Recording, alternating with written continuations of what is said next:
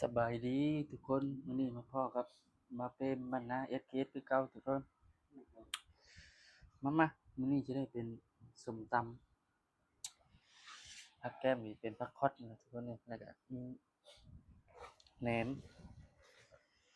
เนื้อพี่น้อง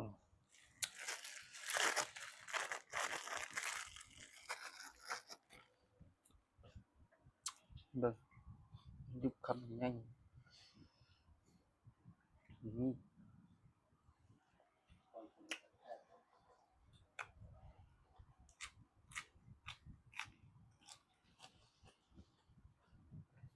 อือ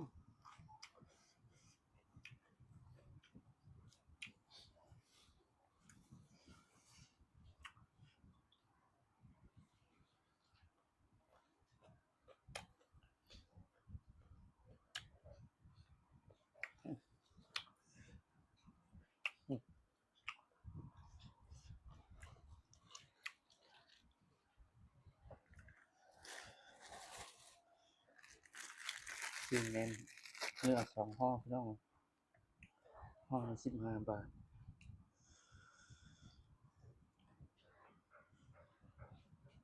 อืออือ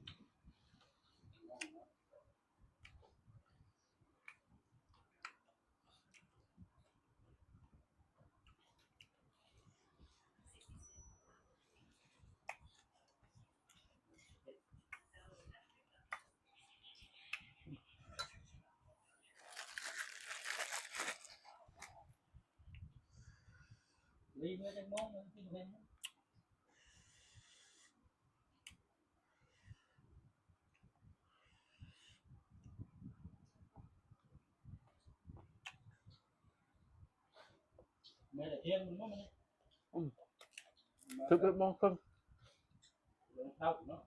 อือ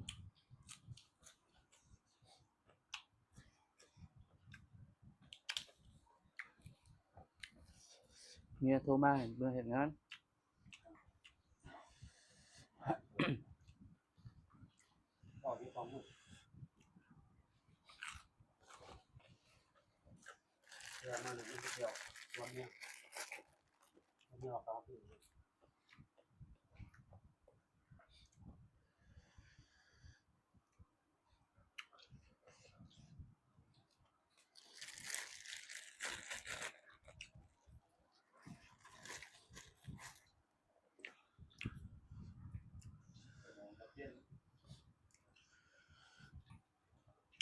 อือเผ็ดพี่น้องเอ้ย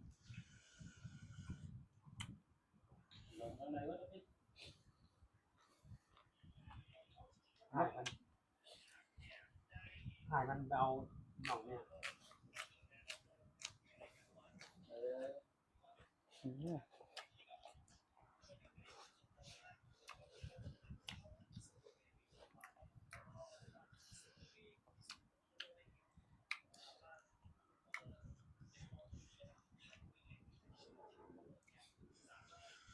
หน่องเนี่ยจะlà món đó đúng cách đó này bạn tôi hiện trong đúng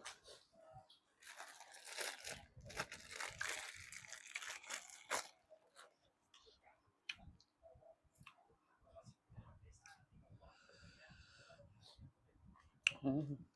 เผ็ดพี่น้องเอ้ยแป้งพริกหลายโพด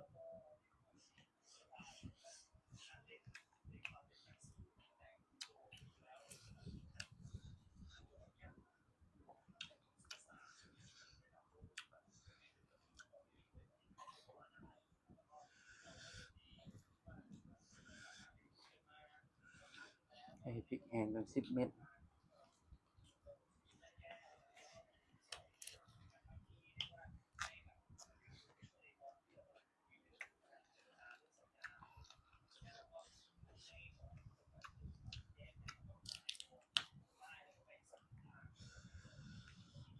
อืม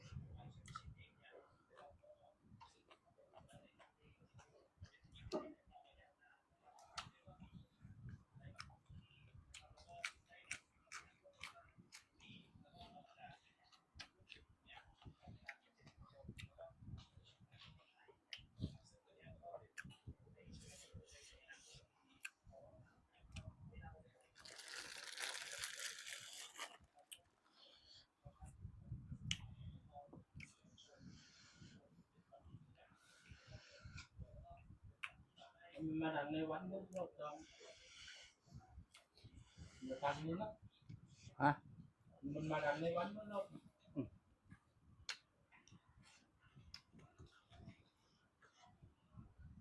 ันตีมวยต้องเก็บจริงนะ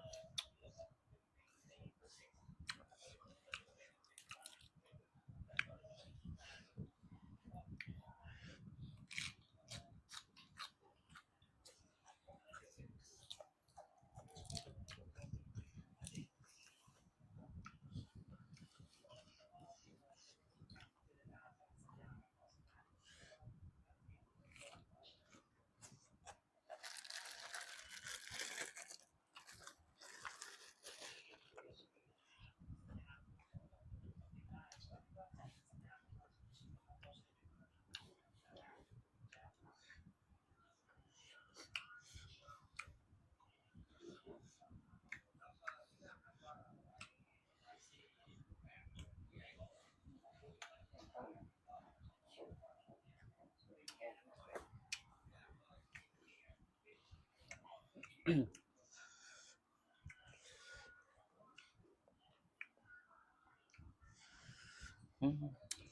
เผ็ดพี่น้องครับบ่เบิดซ้ำเหลือน้อยนึงก่อนอื่นมาเฟรมก็ฝากกดไลค์กดแชร์เด้อทุกคนแล้วก็ฝากกดติดตามนำแล้วก็อย่าลืมกดกระลิ่งเพื่อการแจ้งเตือนรับชมคลิปมาเฟรมต่อไปเนาะทุกคนสบายดีทุกคน